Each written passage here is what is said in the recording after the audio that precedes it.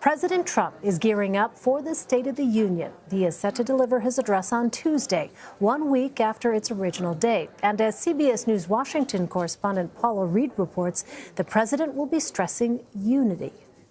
At tomorrow night's State of the Union, aides say Mr. Trump, whose poll numbers suffered during the 35-day shutdown, will argue it's time for bipartisanship. This president is going to call for an end to the politics of resistance, retribution, and call for more comity, C-O-M-I-T-Y. Yet the president continues to carve new divisions on immigration. Sunday night, he tweeted, "Dems do nothing. If there is no wall, there is no security." And in an interview with CBS News, the president signaled if he doesn't get money for a wall, he may circumvent Congress by declaring a national emergency. It's national emergency, it's other things, and, you know, there have been plenty national emergencies called. And this really is an invasion of our country by human traffickers. The State of the Union comes amid new questions about how the president spends his time. Axios revealed that in the 3 months since the midterms, he devoted nearly 60% of his schedule to executive time, unstructured hours in the day he may use for watching television, making phone calls, or tweeting. CBS News compared this to the corresponding period of Bill Clinton's presidency and found he devoted 28% of his schedule to unstructured time. White House officials say the executive time allows the president to be creative. Paula Reid joins me now from the White House. So, Paula, what can we expect from the president's address?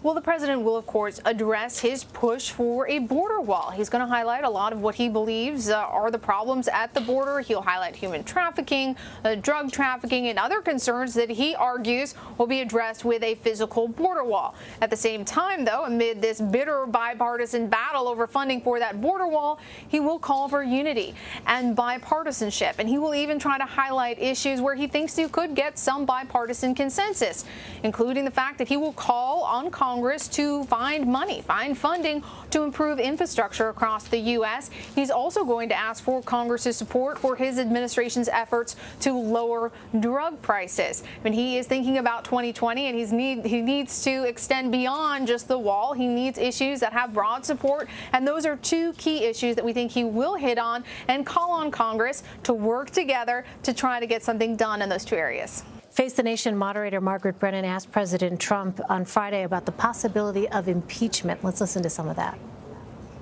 Are you prepared for an attempt to impeach you? The only way they can win, because they can't win the election, is to bring out the artificial way of impeachment. And the problem is you can't impeach somebody for doing the best job of any president in the history of our country for the first 2 years. And people have seen and people have watched what we've done. Whether it's tax cuts, no, it's political, but, you know, it's supposed to be high crimes and misdemeanors. Well, there was no high crime. There was no misdemeanor. There was no problem whatsoever. The only thing I've done is created maybe the best economy we've had in the history of our country. So the president framed it as a political matter. What's your take on this? Is there a strategy here? Well, you know, Elaine, as a recovering lawyer, everything to me is a legal matter. But here he is trying to frame this as political and as revenge against him for being a successful president. But let's look at the facts. I mean, we are waiting for the special counsel's report. It is not clear whether or not that will include any evidence of criminal wrongdoing by the president. But we know the special counsel continues to investigate possible obstruction of justice by the president. Specifically, they're looking at whether or not these pardons that he has suggested might be a possibility for some cooperating witnesses or an effort to discourage those witnesses from cooperating. They're also looking at the fact that he fired his FBI director after apparently trying to apply some pressure about the Russia investigation. They're also looking at comments he made to other officials, to his deputy FBI director, to his attorney general. Overall, they're looking at whether or not the president has tried to interfere in this investigation. As of now, my reporting indicates there is no evidence the president engaged in collusion or a conspiracy with Russia.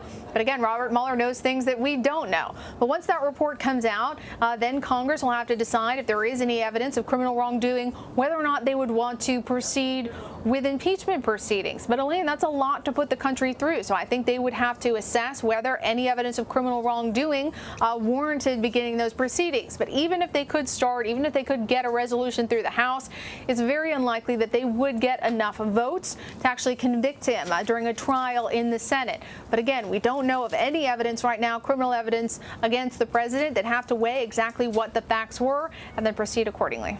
Well, President Trump was also asked about the number of positions in his administration filled by acting rather than permanent officials. Does he see that as a good thing for his administration, and if so, how? Well, he tried to spin it as a good thing. He said it's easier to make moves, but it's also harder to run an administration. Let's take the Justice Department. For example, they have acting people in most of the key roles there. And that's a problem because in certain positions, you can't fulfill your duties. There's certain people who can't sign FISA warrants, for example. They can't do all the things you need to do to successfully run an agency if you are merely in an acting role. But some of these jobs, for example, Attorney General nominee William Barr, his confirmation hearing wasn't too bad, but they found somebody who had done the job before. It was almost as if he was nominated because they could get him through. So it's these sort of partisan battles that they kind of are really worried about having to take on to actually get these people confirmed. In the meantime, while the president may be correct that it's easier to remove someone who's acting, it's even harder to get someone confirmed. And I think there will be a push to try to get some people in some of these key positions, but there are other ones that they may just leave as acting, sort of unconfirmed. We've seen that a lot in the first 2 years of the administration, and I think we're going to see more of that in the next 2. All right, Paula Reid at the White House for us. Paula, thank you.